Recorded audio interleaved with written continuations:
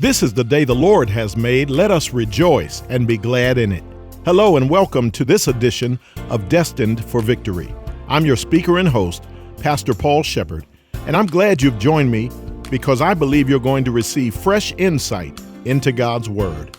Listen, do me a favor, call someone who needs a word from the Lord and tell them to log on to praisedc.com, click Praise on Demand, then Pastor Shepherd. Before we get into the broadcast, let me quickly mention that you can hear these messages 24 hours a day on demand simply by visiting my website, pastorpaul.net.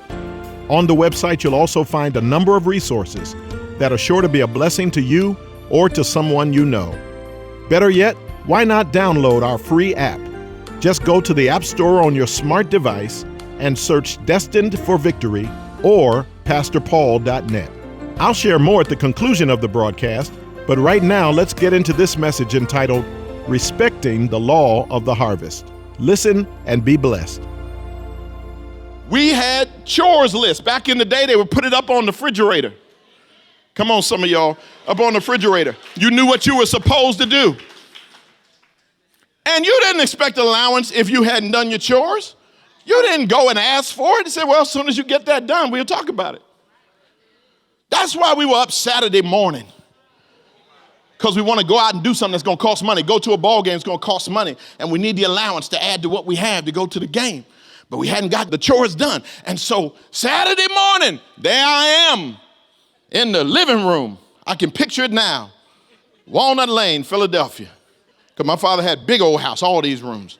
I had to do the living room. I had to clean the whole thing, sweep it, and wash down the baseboard, and you had to dust, and you had to make sure. And they said, don't just dust, take you some lemon pledge in there. Come on, some of y'all. Lemon pledge. Don't just be wiping and then walk on away. Spray it with that pledge and get that shine gone. And then back then, I'm talking the 60s where they had those big old console stereos. Young folk never saw one in their life, but come on, some of y'all old heads. Console stereo, great big old thing. Big enough to put a body in there, looked like a casket. And it had a record player in there, and place where you could put some stuff. And come on, some of y'all. And so I had to clean that. That was in the living room. Had to clean that. And so since it had a record player, and I'm up early Saturday morning, couldn't turn it up too loud, but I'd go get my Jackson 5 45s. Oh, come on up in here. 45. Some of y'all never saw a 45. It's a little record about this size. Had a disc in the middle of it. Sometimes you lost your disc. You got these records, but no disc. You'd have to go down to the avenue, to the record store, get you a handful of discs, take them home, because you had to put that in the center so it would fit on the needle of the record player. And you'd put it on the top and bring the thing over, and it would sit on it, and you'd turn it on. And then the motions would start going, and it would drop off the record, and the handle would come on over and drop down. The needle would drop down on the record. And the Jackson 5 was in there helping me while I'm doing. They in there helping me stop. The love you save may be your own. Darling, take it slow. Someday you'll be all alone. But we had to sow chores, completed chores, before we reaped allowance and special money. If you needed special money and over your above your allowance, they would find something in the house you had to do. I'm talking about when Chuck Taylor's first came out. Chuck Taylor All-Stars. They came in black, white, high top, low top. That's it. All this rainbow you see now, not back in the day. What you want, black or white? White. What you want, high or low? Low. Those are the only questions they asked you at the sneaker store. Was no Nike. Just Chuck Taylor. And so all the knockoffs were trying to look like Chuck's, but cost less money. So they had John Smith's. And your mother would try to talk you into John Smith.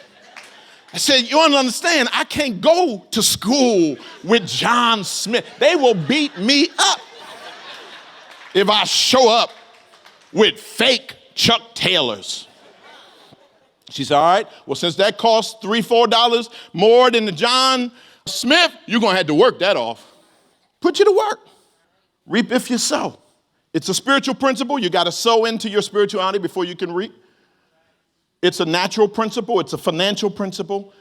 If you don't sow, you can't expect to reap.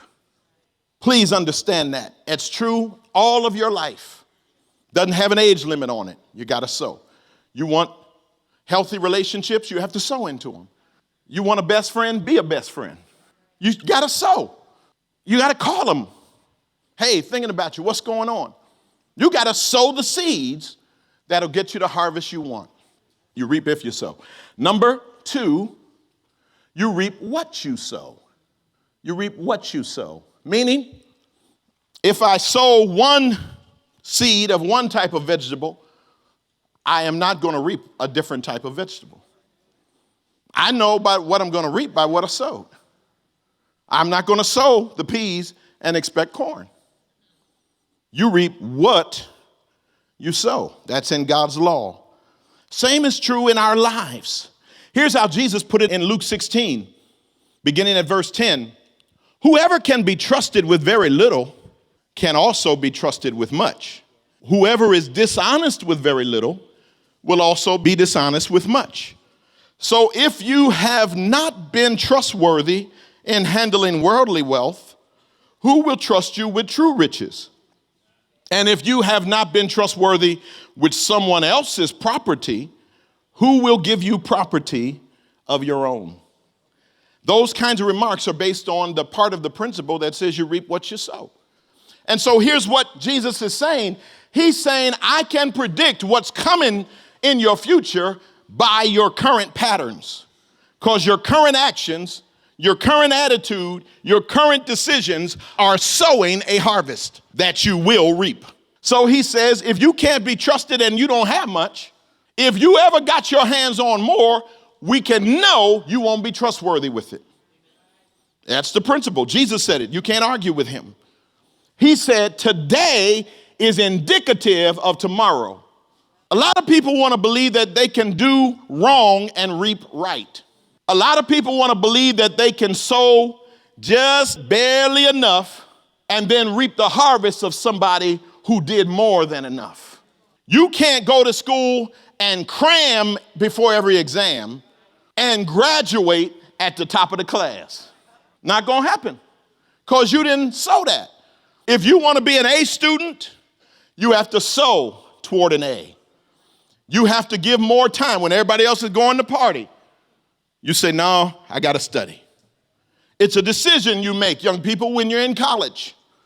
I choose to study because I want to be a doctor. Nobody wants a doctor who crammed. Want a cramming doctor? I'm sitting up on the table, my life seemingly in your hands, and you over in the corner looking at a book. Talking about, I know we talked about this at some point in Ms. I'm jumping down off the table, putting my britches back on, and I'm walking out. Take this little pitiful little paper gown with you, because you are not touching me. Why? Because you didn't sow. You didn't sow enough. I'm looking for somebody who took their time and did the work and has outstanding credentials. You will reap what you sow. Don't blame your harvest on anybody but yourself. I said, don't blame your harvest on anybody but yourself. Whether we're talking about your schooling, whether we're talking about your spirituality, whether we're talking about your work, your job, anything like that. You will make yourself, your way prosperous if you sow the proper harvest. You reap what you sow. So be faithful now. Giving. I've learned that principle about giving. I was taught to be a tither as a little boy, way back to being a small boy when I got a $1 allowance. I was taught to be a tither. My mother would give it to us, and she'd say either go to the store and make change, or if she had the change, she'd give you 3 quarters, 2 dimes, and a nickel. And she'd say, now a dime of this belongs to God. When you go to church, you give it. That's God's. And that was drummed into me as a little boy, so that when I went to church, this is God's money. The 90 cents is mine, but the dime belongs to God. And so as I grew up, when I got my first job, paper route. Some of you young folk never heard of a paper route. Back in the day, we had paper routes. You were responsible for getting the daily paper to a certain number of homes in your neighborhood. And I think back and say, ooh, those are about the last days you could walk around, especially on collection day, because you then have to go to these houses and collect the money. In America, it actually happened. It actually happened in America. Young people would walk around on collection day and go to these people's houses, and some of them would have it right by the door. Oh yeah, here it is, here it is. And they'd pay you for the paper. And we actually walked around with that money in our pockets before we got to all of our houses, depending on what the size of your paper route was. If I had 85 homes, then I'm supposed to come back with 85 payments. And then you turn it in, and they give you your portion. And yeah, we got jumped a couple of times. You know, sometimes it was just gonna happen. A friend of mine, the gang on the corner saw him come and knew he was the paper boy. And it was collection day. And they said, give me what you got. And he tried to act like, oh no, I haven't had a chance to go get it yet. And they said, no, we think you got it. And he said, they picked me up and they shook me. He said, and all the collections came out on the ground. But we were learning. That's our job. We had to do it. My second job was working at one of those little neighborhood stores, one of those little small stores you walk in, just get your sodas and milk and stuff like that. No big grocery, just a little store. And I was the stock boy. Second job, stock boy. And putting the sodas in when the truck would come and put the bread and all that. I remember my first salary on that job was 85 cents an hour. I'm old. 85 cents an hour. And then when he saw I worked good, I got raised to $1. By the time I left there, I was making $1.50. One of them little after school jobs and then do about 4 hours on Saturday. But we took it. It's work. They gave you money that you could go up on the avenue and spend. Get cute shirts. So by the time you hit puberty and you're trying to be cute, you hooked up. You hoping the little girls will look at you. But we were learning lessons. And then when I got that, I've already learned to be a tither. So if I got a check for $47, then $4.70 belonged to God. My dad would say, just round that up. Don't insult God by being exact. Round that up, give him $5. Give him $5. Take that to church, bam. I've pleased God, I work, I'm going to store. And you learn that you can't beat God giving. And so you need to do that. If you can't be trusted with your current salary as a tither, I've heard people say, well, I can't do it right now, but one of these days, I'm going to be so broke off. No, Jesus said that's not going to happen. He said, because you can't be trusted now. And I haven't even given you a lot now. You can't be trusted with what you have. So you reap what you sow. If you sow generosity, you'll reap the harvest that generous people reap. And he said, you got to look at what you're doing now. Now is indicative of later. Now is going to be the fruit, the grown up fruit. That's what you'll see later, is what you're sowing now. And so look at every area of your life. You sowing meanness and want to have a good relationship with your spouse? You're not going to, because you're not sowing into it. Be nice on purpose. Intentional niceness on purpose. Love them well on purpose. Treat them right on purpose. When they say or do something that makes you want to react a certain way, but you have responsibility. Responsibility is nothing more than response ability. I have the ability to not come back at you just because you said or did something I don't like. I could come for you, but it wouldn't be pretty. So I'm going to choose to love you enough to not go there. That's what you do. Now you've sown a harvest of niceness, and you keep on sowing until you see I've been nice for about 8 months now. No, keep sowing. Keep sowing. Keep sowing. You will reap what you sow. Yeah, but don't you know people who never get right? I sure do. But what this principle says is even if they never get right and stay wrong, God saw your sowing. And God's going to bless you anyhow. I said, he'll bless you anyhow. He'll give you a peace that passes understanding. He'll give you a grace to be able to ignore their ignorant behavior. He'll be actively blessing you because you honored the law. You reap what you sow. Third, you reap after you sow. There's no sudden success. You sow and then you have to wait. You sow and then you wait. You sow and then you wait. Nobody goes out and sows today and tomorrow morning they're looking at the ground. No. You sow, then there is a period where what's going on is not going on in a place of visibility. There's something happening, but you can't see it. You reap after you sow. That's why we have to learn the old-fashioned lesson of the best things are still worth waiting on. They always are. And that's why I've told you before, old-style life just taught us that almost accidentally because we didn't expect, because the law of technology wasn't in full effect back in those days. And so we knew you just have to wait on some things. You just have to wait on some things. You just had to put more effort into some things. You just had to give it time. Old-fashioned washing wasn't today's washing. Y'all say you wash and you put it in a machine and walk away. Old-fashioned washing was part of sewing. You had to work. You had to put some effort in it. Drying. Y'all put it in a dryer, push a button, walk away. Old-fashioned drying was you take it out of the washer, you shake it. You get clothespins. You go outside. You already have the line up. If you were in some hoods, they had a co-op. They had a line that went across the street.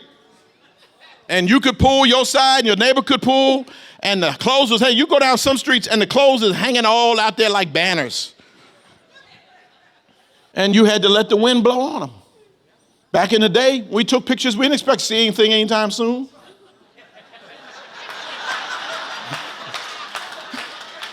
Take the picture, roll the thing to the next one till it stops.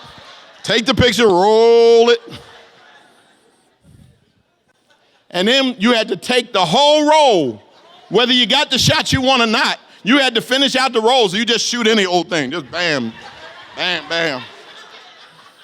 And when you finished the roll, then you took it to a place, a store, drugstore, pharmacy that had a photo area, and then eventually some photo dedicated places popped up. And you take it over there and you would put the roll in an envelope and you would fill out your name and address and phone number.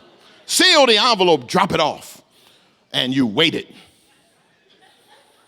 Then they would call you and tell you it's in.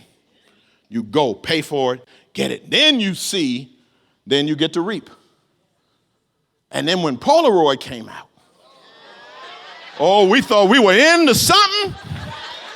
When Polaroid came out, we thought we were into something because you took the picture and it would slide out the front. But when you took it, you didn't see much. Saw a gray cloud. That's all right. You knew your harvest was coming. And you'd speed it up by shaking. Come on, some of y'all old heads. Oh, I see a hand. Some things you just have to wait on. Just wait on it. It's coming. Though it tarry, wait for it. It's coming. Just wait. And I notice that this generation waits when they ought to be walking in this active sowing, And I noticed that they don't wait and they expect your result. Right now, I don't have my broke off car, the car that I'm sowing toward right now. Sowing toward a car that I want. I used to have it, and then I went through a season. When I first hit my midlife thing, I went through a season, I thought I wanted the smaller, sportier car. So I went and got that, and I said, this ain't it. So now I'm going back to the larger sedan that I'm sowing toward now. One day, you're going to see me drive up. I'm telling you now, when you see me, don't hate. I tell you right now, don't even bother hating. Look at him, think he throws such a much. And then you say whatever you want. I'm going to be smiling because I sowed toward this. I worked toward this. I labored toward this. I waited on it. I sacrificed. I took care of other folks' needs. I gave generously to the kingdom, helped us get in this building. I did everything God wanted me to do. So when I'm sowing, don't you even fool with me. And if you fool with me, I'm going to ignore you. My wife already rolling nice. I'm waiting on mine. She been rolling nice. Because, you know, that's the rule of old-fashioned marriage. If there's going to be a raggedy car and a good car, the wife get the good car back in the day. I know y'all don't practice that now. She got a job, let her get what she want to get. You who have a two-income family, that's how y'all roll. We didn't do that back then. My wife has not worked outside the home since our firstborn was born by design. When we were engaged, we talked about being a one-income family so that we could have the children the Lord was going to bless us to have, and she'd be in their lives. And we were sowing into our kids by planning that back then. Oh, I know you can raise good kids with two-income families. I'm not saying you can't. But our decision back in 1982 and 83 was, as we were preparing for kids, to do it that way. And it's paid great dividends because she was there in their lives all through those formative early years. She was there in their lives to get them into kindergarten and first grade. And she's there when they came home, and she's there with them. And it was a job. I've never let anybody say my wife doesn't work. I've never, in our 32 years at this point of marriage, don't you say to me, oh, so your wife don't work? Don't say that to me. I'm liable to have a flashback. Your wife don't work. She has worked all of our marriage because that was a priority for us. We wanted to raise kids who had old-fashioned training and old-fashioned sense, and we wanted to give them the blessing that I had growing up of a stay-at-home mom who could pour into her family. Again, you who have to work, I get it. I see the economy. I pray for y'all because you got two jobs. You got to work your job, then you got to come home and work your kids. And I pray for y'all, but we were blessed to do it. And didn't mean that I was making a lot of money, because when we first got married, I was an associate pastor. My dad practiced reverse discrimination because I was his son and his associate pastor. And he wanted to make sure the church didn't think I was going to get preferential treatment. So he treated me worse than he'd have treated any other associate pastor who didn't have his name. And I was working 12-hour days regularly. And he would tell the trustees, they say, we won't get him a raise. No, he don't need no raise. Yeah, all right. And I got this little old wife. But I was sowing faithfully, sowing into somebody else's property, so that one day when I had a church of my own, I could expect God to bless because I had sown into somebody else's vision. And my kids were blessed because they had their mother. And so we've been one income family. But whenever you've seen one nice car and one raggedy car in our family, and there have been several seasons when that's been the case, she was always the one rolling nice. And you see her in her little benzo, y'all leave her alone, because she has sown. And she has stood by her husband. And she has helped raise up this church. And she's sowing into your lives. So when you see her blessed, leave her alone, because she's earned it all.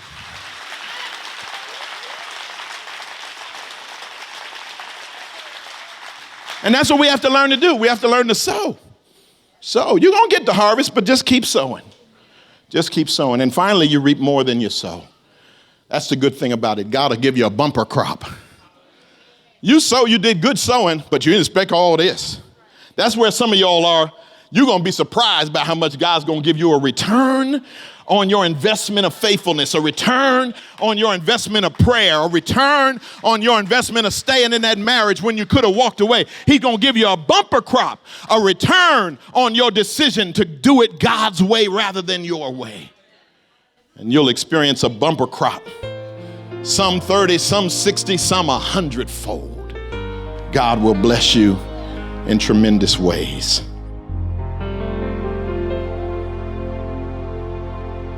Well, I hope you were blessed and helped by the word you received today.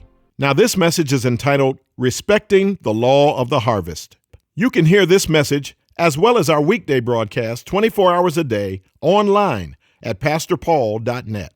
And as I said earlier, you can also download our app onto your smart device. Just go to your app store, search Destined for Victory or pastorpaul.net, and you'll have easy access to all of our broadcasts. Before we go, let me say thank you to those of you who make these broadcasts possible by your faithful prayers and generous support. You're the lifeline of this ministry, and we're grateful to God for you. And for all who get in touch with us with your gift of any amount this month, feel free to request a copy of a brand new study guide by InterVarsity entitled Ruth, Rescued by the Redeemer. This resource will help you appreciate how God was at work despite some difficult challenges in the lives of Ruth and Naomi in the Old Testament. And he caused them to go from tragedy to triumph. You'll be inspired and encouraged to know that God will do the same thing in your life as well. Request your copy when you donate this month. Our mailing address is Destined for Victory, P.O. Box 1767, Fremont, California, 94538. Once again, that's Destined for Victory, P.O. Box 1767, Fremont, California, 94538. Or you can call us toll-free at 855-339-5500. That's 855-339-5500. We'll look forward to hearing from you. Well, thanks for joining us today. I hope you'll tune in next time and invite someone you know to tune in as well. Most of all, remember that he who began a good work in you will bring it to completion. In Christ, you are destined for victory.